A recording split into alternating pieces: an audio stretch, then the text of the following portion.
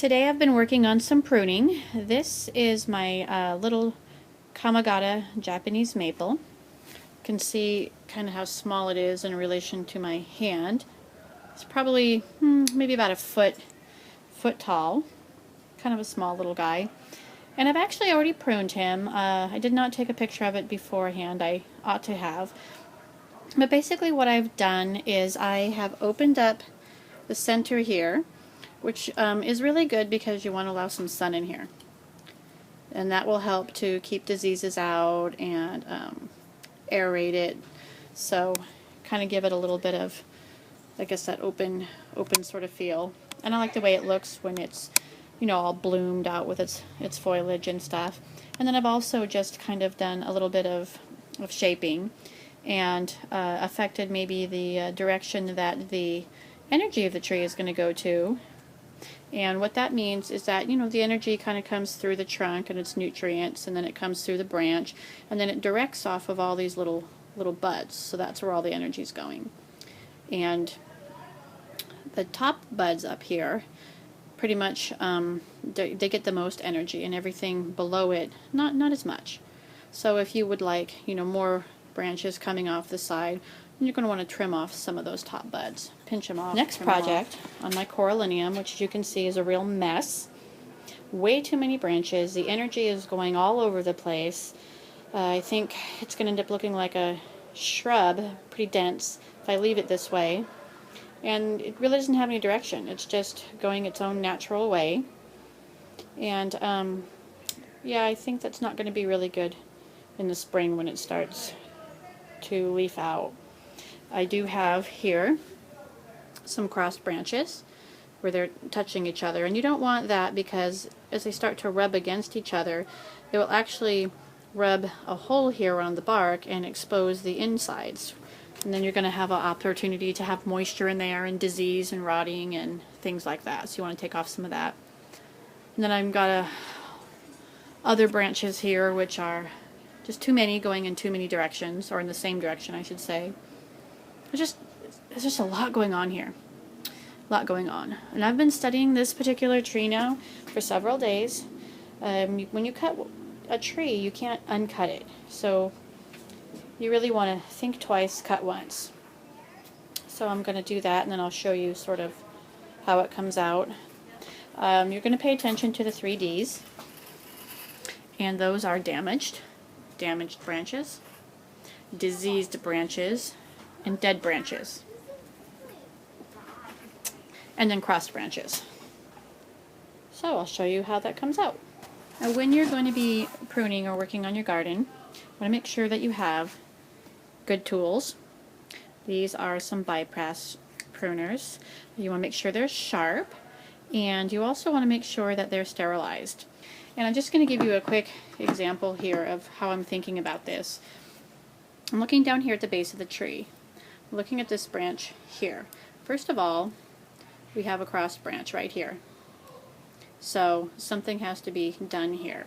And as I'm observing the tree, I'm going to think about whether or not this branch right here, this whole little collection here of all 3 of these, actually does anything for the tree. I think I can actually just get rid of the entire little bit here. I have this nice branch coming here. I have this nice branch coming here. And I really don't think that this collection here actually contributes in any way. It's rubbing up here. It's, you know, going to be rubbing here pretty soon. So I think I'm going to take off this whole bit right here. So another little area here where there's a lot going on. We have cross branches here. Way too many branches coming out in the same direction. Probably going to take off this one, maybe this one behind, maybe this one. So it just gives you an idea of how you have to think about this when you're going to be, you know, trimming things. Here's an example of a branch that's dead. The buds are not forming on there all the way down, like nothing's happening on that branch. I've scratched into the bark a bit and it's brown, so it's dead. It's not green. So this one here will definitely be removed. And here's a pretty common situation right here. So here's a nice branch coming out. We've got a lot of buds and a lot of activity. And then right under it we have a second branch. It's not the dominant branch. It's going in the same direction, so it's really not going to add anything to this. You could train it, maybe have it come down, come out, come back. That's not really an option for me here, so I'm just going to take it off. When you take it off, you want to take it off pretty close here to the collar, and try to get up as flush as possible to that.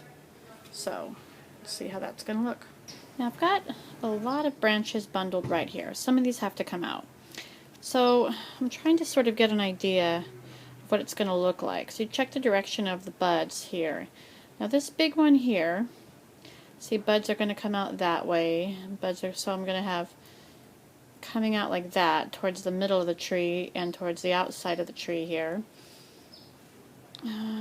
This one's going to come up that way.